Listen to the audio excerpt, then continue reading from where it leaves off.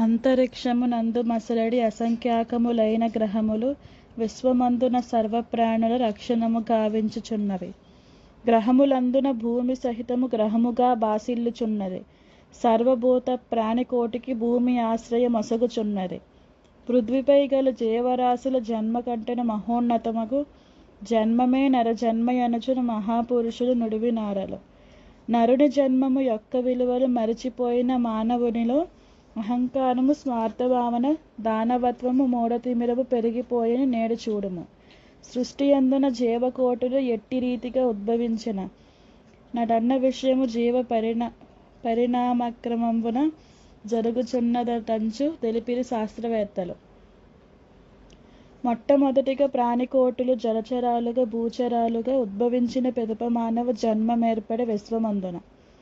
ఇట్టి సిద్ధాంతమును బట్టియే మత్స్యమాది దశావతారములు ఉద్భవించిన విధములందున రామకృష్ణులు మానవులుగా అవతరించిరి. అవని అందున మానవుడు తమ బుద్ధి బలమును పెంచుకొని సుఖ జీవనంబును గడుప సాంఘిక కట్టుబాట్లను కట్టుదిట్టముగాన నర్చెను.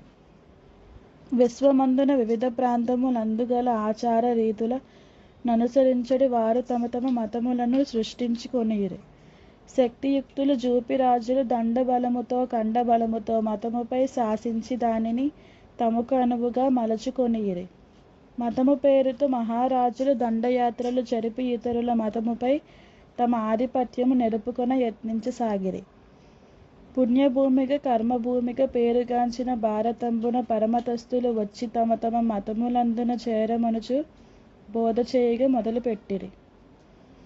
ఆంగిలేయులు క్రీస్తు మతమును, ముస్లిములు తమ తొరక మతమును భారతదేశపు ఏలికలుగా నున్న సమయమునందు వాటిని వృద్ధి చేసుకు మసలినారలు.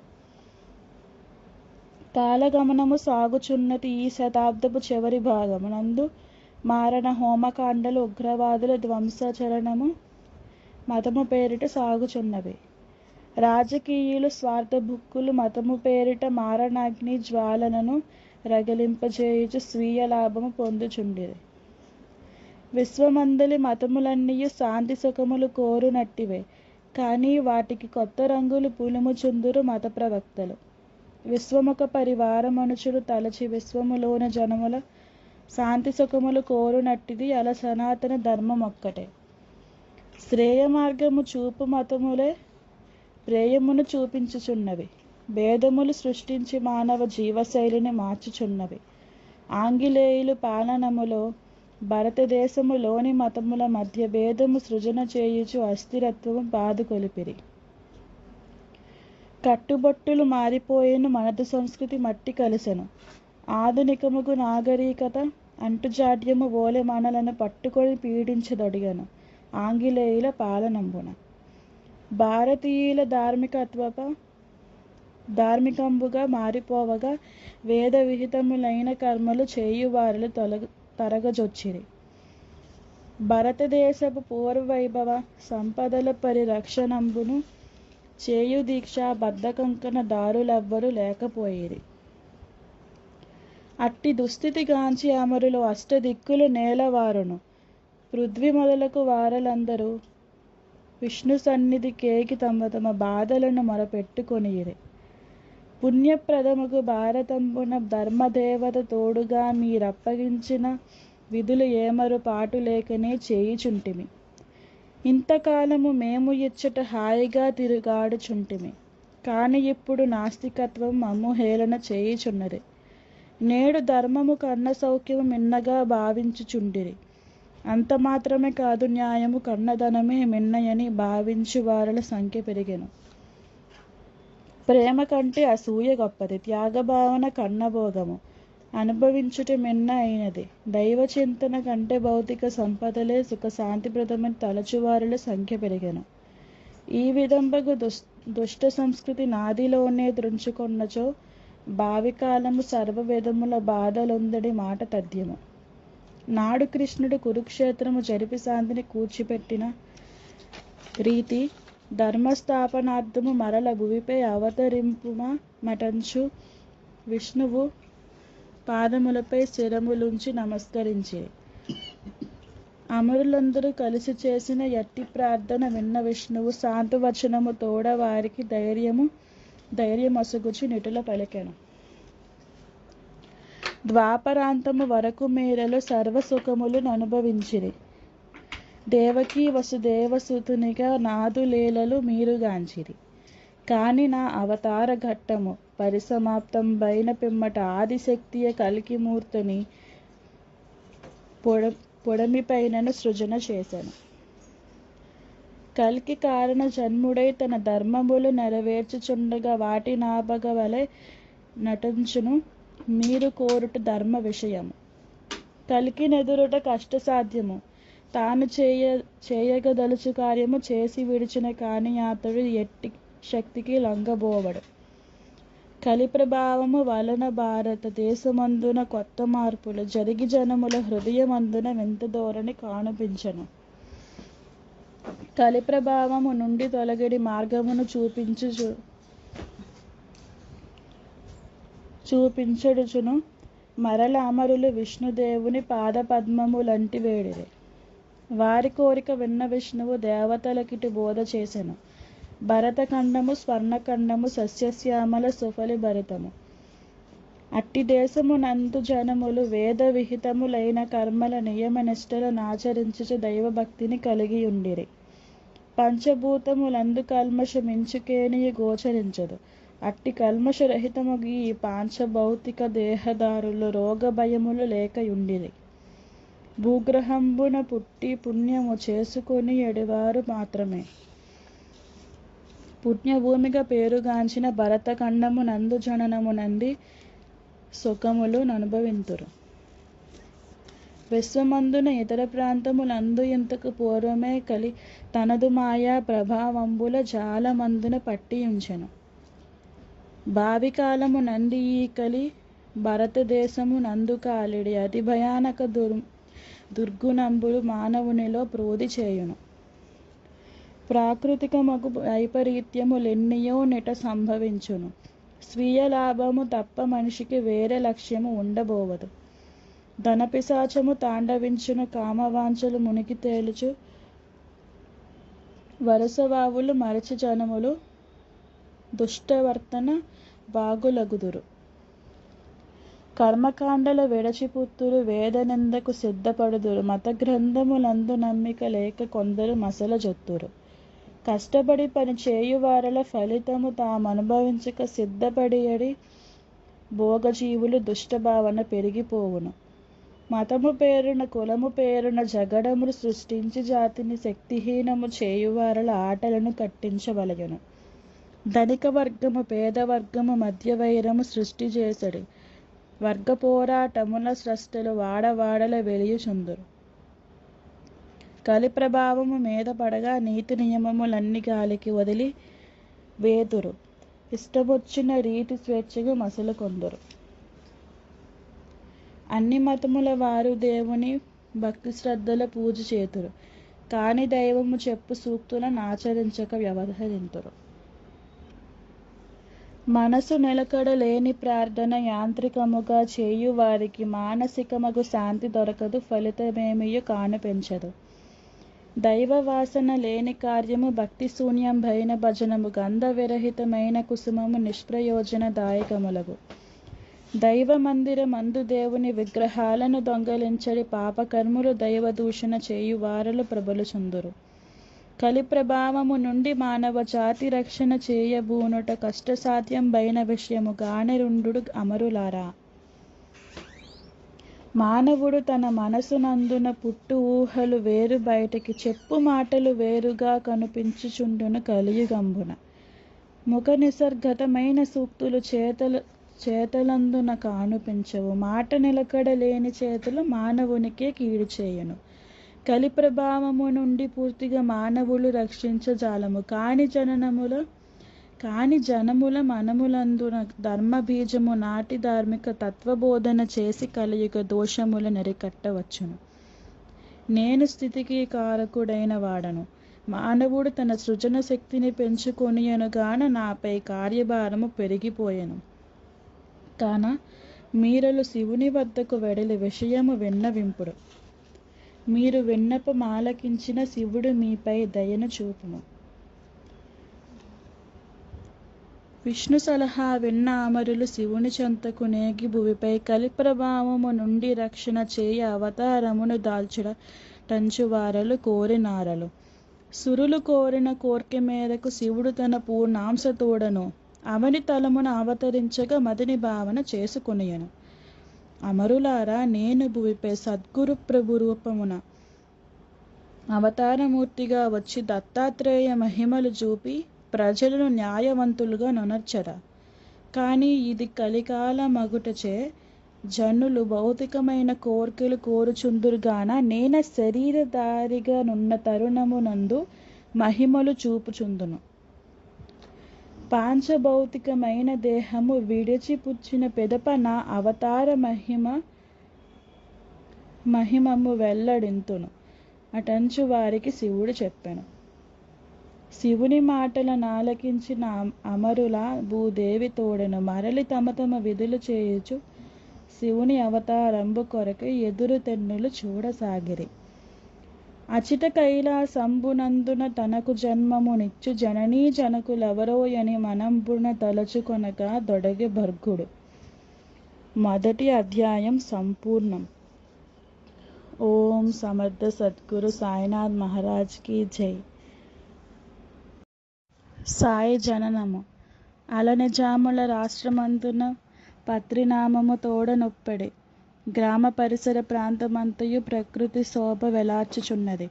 పచ్చపచ్చని పంట పొలములు, మహోన్నతమగు వృక్ష పంక్తులు, వివిధ పక్షుల కుహూరవములు ప్రకృతి శోభను పెంచుచున్నవి. పత్రి గ్రామము శాంతిధామము. అది ప్రశాంతత కాలవాలము, నిర్మలానంద ప్రతీకము, గాగనొప్పుచు నుండినయ్యది. పైరుగాలుల సోయగంబుల ఒల్లములు నలరింపచేయుచు పారవస్యము నందు ముంచగా భావకుల హృదయంబునందున భక్తిభావము లుప్పతిల్లును. పత్రిగ్రామ సమీపమందున పారుసరిత జలమునందున మజ్జనముగా గావించు మనుజులు రోగముల హరింపజేసెడి సర్వశక్తులు దాగియుండు. అట్టి గ్రామమునందు గంగా భవాఢ్యుండున దేవగిరియమ్మ దంపతులు ఆనంద జీవన సాగరంబున నీదులాడుచు కాలమును గడుపంగా జొచ్చిరి. పడవ నడుపుచు జీవయాత్రను చేయుచున్న గంగా భవాఢ్యుడు తన సతీమణి గూడి భర్గుని సతతం ఆరాధించుచుండిరి. ఒకరినొకరుగా ప్రేమ వాత్సల్యానురాగము జూపుకొనుచును శాంతి సుఖముల తేలియాడుచు భవాఢ్యుండున దేవగిరి అమ్మ దంపతులు నా తల్లిదండ్రులు. శివుడసంగిన కొద్ది సంపద పొంది వారలు తృప్తితో తమ జీవితంబును సుఖప్రదంబుగా శాంతియుతముగా గడపసాగిరి. కాలగమనము సాగుచున్నది కాని వారికి సంతు లేదను. చింత మనసున వదలకుండగా బాధ పెట్టుచునుండె సతతము. తమకు సంతు నొసంగు మంచును శివుని గౌరిని భక్తితోడన సతతం ఆరాధనము చేయుచు సమయమును గడుపంగా జొచ్చిరి. ఒక్క దినమున పార్వతిని గని శంకరుండీ రీతి పలికెను. నేల తల్లికి నేను ఇచ్చిన వరము మేరకు భూతలంబున అవతరించడి సమయం ఇప్పుడు దాపురించును వినుము దేవి. శివుని మాటలు విన్న పార్వతి, నాథ, మీతో నేను సహితము అవతరింతును, మీకు అవసరమైన సేవలు చేయుచుందును. దేవి కోరిక త్రోసిపుచ్చుచు శివుడు పార్వతి కిటుల చెప్పెను. భూమిపై గల ప్రజలు ఇప్పుడు ధర్మబోధలు వినుడి శక్తిని తమకు తాముగా గోలిపోయిరి. నేను మానుష రూపమును ధరించి తత్వజ్ఞాన బోధలు ఆచరణలో పెట్టువారిని ఉద్ధరించగా వలయుదేవి. కఠిన తరముకు నియమనిష్ఠుల కాలవాలం బైననాదక బహిర్వేషమునందు నీకొక స్థానమును కల్పించినందుకు నన్ను క్షమింపుము దేవదేవి. భూమి దిశగా చూడుమొకపరి అచట వాసము చేయు గంగా భవాఢ్యుండును దేవగిరియమ్మ దంపతులే నా తల్లిదండ్రులు. శివుని మాటలు విన్న పార్వతి, మీకు మానవ జన్మ నొసగడి తల్లిదండ్రుల చూడదలచితిన గానవారల నాకు ఒకపరి చూపుటంచును కోరెనామెత. ఆమె కోరిక తీర్చదలచిన శివుడు గంగను పిలిచి పత్రిగ్రామ పరిసర ప్రాంతమందున వర్షమును కురిపించమనియెను. శివుని ఆనతి నమలు పరచక పత్రిగ్రామమునందు గంగాదేవి వర్షము కురియజేయగా వర్షధారలు వరద రూపై గ్రామమంతయు పారజొచ్చెను. అంతగంగా భవాఢ్యుడు తన పడవలను కాపాడుకొనుటకు రాత్రి సమయమునందు సరితా తీర ప్రాంతము చేరుకొనియెను. వృద్ధవేషము దాల్చి శివుడా రాత్రి సమయమునందు దేవగిరియమ్మ ఇంటికి వచ్చి తలుపులు తట్టి ఆమెను పిలువదొడిగెను. తలుపు చప్పుడు విన్న దేవగిరియమ్మ తలుపులు తెరిచి చూడగా సేతబాధకు తాళజాలని వృద్ధుడొక్కడు కనిపించెను. వృద్ధుడామెను గాంచి అమ్మా కీళ్ళ నొప్పి భరించజాలకయున్న వాడను గాన నీవే కాళ్ళ నొత్తుమటంచు పలికెను. వృద్ధుడానిన మాటలు విని అబ్బురముపడి మనమునందున దేవదేవిని తలుచుకొనియుట ప్రార్థనంబును చేసుకొనియెను. అమ్మా ఈశ్వరి ఈ విపత్కర వేళ నీవే దిక్కు చూపుము. భర్త పాదము తప్ప వేరొక వ్యక్తి పాదము ముట్టజాలను. ఆమె ప్రార్థన మాలకించిన మరుక్షణంబున దొడ్డివాకిలి నుండి వచ్చిన వనిత యోర్తక సంధియము వలదమ్మా నేనే వృద్ధు పాదములొత్తుదానను. ఇవ్విధంబుగా కొంత సమయము గడిచిపోయిన పిదప తలుపులు తెరిచి చూడగా పార్వతీ పరమేశులిరువురు అసలు రూపము తోడ నామెకు కానుపించిరి. వారి దర్శన భాగ్యవశమున జిక్కి ఆనందాబ్ది మునుగుచు దేలియాడుచు తన్ను తానే మరచిపోయేడు స్థితికి చేరెను. ఆమె భక్తికి మెచ్చి పార్వతి ఒక కుమారుడు ఒక కుమార్తెయు నీదు గర్భమునందు జననమునందు గొలరని వరము నొసగెను. నీదు 3వ గర్భమందున నేను స్వయముగా నీకు పుత్రుగా జననమందుద నంచు వరము నొసంగే భర్గుడు ప్రేమ మేరగా. తెల్లవారిన పిదప ఇంటికి తిరిగి వచ్చిన భర్త తోడను రాత్రి జరిగిన సన్నివేశము పూసగుచ్చిన రీతి చెప్పెను. భార్య చెప్పిన విషయమాతడు ఇంచుకేనియు విశ్వసించక దాని కలగా త్రోసి పుచ్చుచు అపహసించ దొడంగెనాతడు. కాలగమనము సాగుచుండక పార్వతీ వరప్రసాదంబున గర్భమును ధరించి దేవగిరియమ్మ మొదటగా పుత్రసంతుకు మరల దుహితకు జన్మనిచ్చెను. సంతు కలిగిన పిమ్మటే గంగా భవాఢ్యుని మనమునందున గాఢమగు విశ్వాస మొదవగా భక్తి శ్రద్ధలు పెరుగుజొచ్చెను. దైవ దర్శన భాగ్యమబ్బని కారణముగా తపన చెందెను. అంత గంగా భవాఢ్యుడు తన కోరికను నెరవేర్చుకొనుటకు వనములోనికి వెడలదలచెను. దైవ సాక్షాత్కారం అందగా తపము చేయగా తరచువారికి బంధమీ సంసార భారము తొలుత దీనిని తొలగద్రోయని నాడు తపముకు వీలు కలగదనంచు మదిలో తలచినాతడు. మరల 3వ గర్భమును ధరించి 9 నెలలు నిండిన ధర్మపత్నిని గాంచి అతడు తనదు వాంఛను వెల్లడించెను. తపము చేయగా వెడలు భర్తను అనుగమించుట సతీ ధర్మమటంచు దలచిన ఆమె నాథుని వెంట అడవికి బయలుదేరెను. సతీపతులి రీతికీకారణ్య ప్రాంతమునందు ఆకలి దప్పికలు వెడనాడి పలు విధ బాధలందుచు సాగుచుండిరి. పరమశివుడే తమకు పుత్రునిగా జననమొందదనుచు నొసగిన వరము సంగతి మదిదలంచక మురిసిపోవుచు వారిరువురు ముందుకు సాగుచుండిరి. ప్రసవ వేదన సమయమందున ఉదయకాలపు సూర్య కిరణచ్చటలు ప్రకృతిని మేలుకొలుపుచునున్న తరుణమునందు దేవగిరియమ్మ నొప్పులు పడగసాగెను.